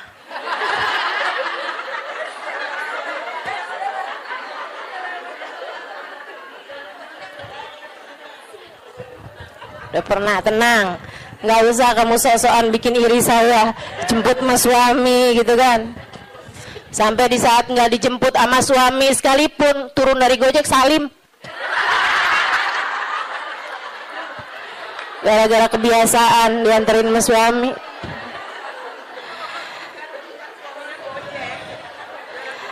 Akhirnya pernah tuh ada waktunya saya itu dianterin sama suami, habisnya itu pas pulang-pulang saya telepon sama dia gitu. Saya bilang, jemput saya bisa nggak? Dia bilang, waduh saya susah nih Halimah, saya jauh dari situ. Kamu tadi nggak bilang kalau disuruh jemput juga, saya pikir nganterin aja. Lah saya pulang sama siapa nih? Dia bilang, ya udah ajak siapa kek buat pulang ke rumah kamu. Naik apa? Panggil taksi aja kalau gitu. Duitnya dari mana? Dia bilang, kamu nggak punya duit? Nggak punya? Astagfirullah. Dia bilang, saya kawin sama siapa ini? Nggak ngerti duit. Masya Allah, Masya Allah. Sehingga sekalian, jadi cerita aja gitu. Nggak punya duit nggak bikin saya jadi hina, bukan? Nggak ngenal duit, nggak ngerti duit zaman itu, nggak bikin saya hina. Sehingga sekalian, sekarang saya punya duit, nggak bikin saya jadi tambah mulia. Enggak, cuman jadi lebih gampang aja kalau nyari taksi. Kalau nggak ada yang nganterin, meskipun juga nggak perlu naik taksi ya sekarang, alhamdulillah. Jadi sekalian yang saya muliakan, jadi itu kayak begitu gitu kan, urusan dunia nih nggak bikin kita jadi tambah mulia, nggak bikin kita jadi tambah hina. Kemarin tuh berapa lama yang lalu, Habib Umar ada cerita teman-teman, ada cerita gini nih, kata Habib Umar, marat alayya ayyam. Habib Umar, pernah berlalu beberapa hari, bahkan beberapa bulan dari masa kehidupan saya, ma fi jaybi illa 3,000 riyal. Dia bilang, saya nggak punya apa-apa di kantong saya selain 3.000 riyal. 3.000 riyal sama dengan 15.000 duit kita. Main di ghairah. Saya nggak punya selain daripada itu, kata Umar. Cuma 15.000 perak tuh. Berhari-hari, berminggu-minggu, berbulan-bulan. Kata Habib Umar bin Hafid, apakah berkurang kemuliaan seseorang karena nggak punya duit? Apakah berkurang nilai saya gara-gara cuman punya 15.000 itu? Nggak berkurang. Dunia teman-teman tidak memuliakan seseorang. Habib Umar, saya saksinya. Hubabah Nur, Habib Umar, yang ada seberapa dikeluarin, ya udah dikeluarin gitu. Ada tamu-tamu, berapa puluh orang, berapa ratus orang gitu kan. Yang ada pun punya, keluarin. Itu, nggak ada hitung-hitungan sama urusan duit. Hubabah Nur itu teman-teman saya sekalian, karim banget, dermawan banget. Beliau itu bahkan, kan tinggal di kota Tarim, orangnya miskin-miskin. Banyak di antara mereka tuh yang kayak melahirkan gitu kan, terus nikah apa segala macam, itu pada nggak punya duit. Mereka itu di kota Tarim kalau nggak punya duit, datangnya ke Hubabah Nur. Hubabah Nur kasih kepada mereka. Sehingga sekalian yang saya muliakan, sampai Hubabah Nur nih ceritain, bukan Hubabah tentu saja ya, cerita orang yang khidmah di rumahnya Hubabah. Itu teman-teman saya sekalian, sampai punya stok di dapur beliau, atinya kambing, atinya unta gitu ya, itu beliau stokin di freezernya beliau. Buat siapa? Buat perempuan Tarim yang melahirkan nggak punya duit biar bisa makan yang bergizi. Pikirin sama Hubabah ya. Hubabah setiap kali ini gitu, ada uang, ntar beli ini, beli itu, beli ini, beli itu. Yang dipikirin orang mulu tuh, subhanallah, subhanallah. Itu orang mulia, emang mulia teman-teman. Orang mulia itu emang orang mulia. Tuh Baba Nur, orang mulia. Baik, kita doain panjang umur. sehat badannya. Karena kita ini masih belum sanggup ditinggalin sama beliau. Saya terutamanya nggak sanggup saya. Bayangin Hubabah nggak ada gitu. Bayangin Habib Umar nggak ada gitu. Ya Allah, mudah-mudahan Allah panjangkan umur beliau insya Allah. La ilaha illallah. Tuh, yang ada dibagi, yang nggak ada nggak usah dicari, ya kan? Yang nggak ada nggak usah dicari, nggak usah tertarik, nggak usah minta bahkan sama suami. Saran saya gitu. Nggak usah minta sama suami, jangan sandarkan rezekimu sama suamimu. Jangan. Makanya kalau doa urusan rezeki itu, teman-teman, nggak usah gini loh. Ya Allah, banyakin rezekinya suamiku ya Allah gitu. Biar bisa ngasih aku gitu. Jangan, teman-teman. Doa aja, ya Allah, karuniakan rizki kepadaku atau kepada kami deh gitu. Nggak usah kamu sandarkan rezeki kamu tuh sama suami, walaupun yang kerja suami, karena itu namanya ngatur rezekinya yang dari Allah tuh kayak harus lewat suami gitu, padahal kan nggak kayak gitu. Tapi kan selama ini kayak gitu. Yaudah doain dia, doain kamu juga gitu. Ya Allah, karuniakan kepada kami rizki yang halalan, thayyiban, mubarakan, mencukupi kami, begitu kan, untuk kehidupan kami. Begitu kalau mau minta urusan rezeki sama Allah. Meskipun para ulama yang zuhud, minta sama Allah aja enggak, teman-teman. Minta nih urusan dunia sama Allah aja enggak. Minta sama Allah aja enggak, urusan dunia enggak. Kami tidak meminta kepada yang punya, bagaimana mungkin kami memintanya kepada yang enggak punya. Itu katanya Sayyidina Salim. Saya juga sering cerita ini. Cucunya Sayyidina Umar bin Khattab, namanya Syekh Salim, Sayyidina Salim. Saudara sekalian, beliau nih, Sayyidina Salim ini ulama terkemuka di kota Madinah, di kota Mekah. Satu waktu khalifah lagi haji. Khalifah tuh raja, presiden, ya, di atasnya presiden bahkan. Karena dia mengepalai negara-negara yang ada dalam khilafah Islamiyah. Gitu. Kayak kalau di kita apa ya, ketua PBB kali ya. Cuman itu jadi kayak mengatur negara juga. Kalau PBB kan mengatur negara-negara doang, nggak mengatur negaranya dia sendiri. Kalau ini kayak presiden, tapi selain daripada dia presiden, dia juga ngepalain negara-negara yang ada di dalam kepemimpinannya dia lah gitu ya. Jadi di atasnya raja atau di atasnya presiden. Khalifahnya tuh lagi haji waktu itu. Pas dia lagi mau tawaf di jalan nih, mau masuk ke masjid nih, ketemu sama Sayyidina Syekh Salim. Dia bilang kemudian kepada Syekh Salim, oh, alhamdulillah Syekh, ketemu di sini, masya Allah. Nih ya, kalau ulamanya nggak cinta dunia, orang semuanya pada mendekat, termasuk pejabatnya yang berusaha buat ngedekat, bukan ulamanya yang berusaha ngedeketin pejabat. Ya kan? Sekarang kenapa banyak ulama-ulama berusaha mendekati pejabat? Nah ini dia. Padahal menurut saya jabatan ulama tuh di atas jabatan pejabat. Akhirnya teman-teman, Sayyidina Salim mau masuk masjid nih, tahu-taunya ketemu sama khalifah. Khalifahnya pakai kesempatan buat minta doa. Dia bilang, ya Syekh Salim, alak hajaq dia.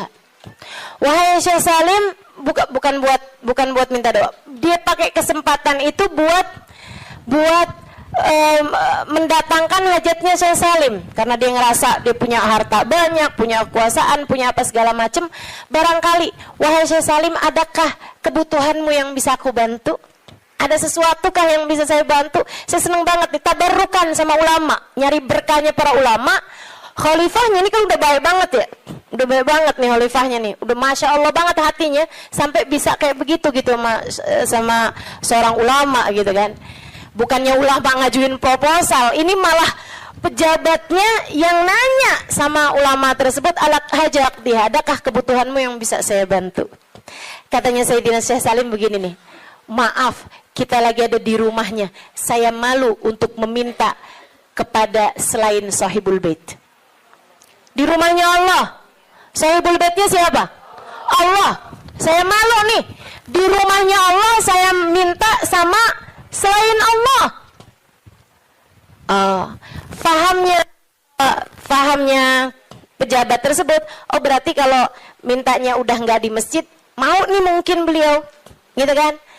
Jadilah si pejabat ini nih kayak semacam nungguin sampai Sayyidina Syekh Salim selesai dari urusannya di masjid. Dan beneran, begitu Syekh Salim keluar dari masjid, disamperin lagi. Ini sekarang udah nggak di masjid nih kan? Samperin lagi sama beliau. Ya Syekh, Khalifah, Syekh, saya mau nanya yang tadi apa ya? Itu yang tadi alak hajat diha, adakah kebutuhanmu yang bisa saya bantu? Katanya Sayyidina Syekh Salim, ta'ni bi hajati dunia wa hajatil akhirah. Maksud kamu hajat dunia apa hajat akhirat? Ya hajat dunia lah Syekh. Kalau hajat akhirat justru orang seperti saya meminta doa kepadamu, biar urusan akhirat kita lancar kan? Kan justru malah ngalap berkah dari para ulama gitu kan. Katanya Syekh Salim, oh maksud kamu hajat dunia? Maaf, kalau urusannya hajat dunia, saya selama ini tidak pernah minta kepada yang punya. Bagaimana mungkin saya meminta kepada yang enggak punya? Yang punya dunia siapa? Allah. Saya malu buat minta dunia sama Allah. Bagaimana mungkin saya minta dunia kepada yang tidak memilikinya, yaitu kamu sebagai manusia. Manusia mau suami kamu, mau anak kamu, mau saudara kamu, semuanya sama. Sama-sama tukang makan rejeki. Tidak ada di antara mereka yang memberi rejeki. Yang memberi rejeki cuma satu, namanya Allah. Kalau kamu harus minta dunia, mintanya sama Allah. Kalau kamu harus minta dunia, ya, kalau kamu harus minta dunia, mintanya sama Allah. Bahkan para kasih Allah, mereka minta sama Allah pun enggak urusan dunia. Mintanya urusan apa? Mintanya urusan kebersihan hati. Mintanya urusan kelezatan ibadah. Mintanya urusan kehusyuan sholat. Mintanya urusan keikhlasan berbuat. Mintanya selamat hidup dunia, selamat hidup akhirat. Mintanya husnul khotimah. Mintanya tetap iman Islam. Mintanya rahmat. Mintanya syafaat. Dan lebih daripada itu semua, mereka minta cinta. Mereka minta cinta. Cinta kepada Allah, cinta kepada Rasul. Wassalamualaikum warahmatullahi wabarakatuh.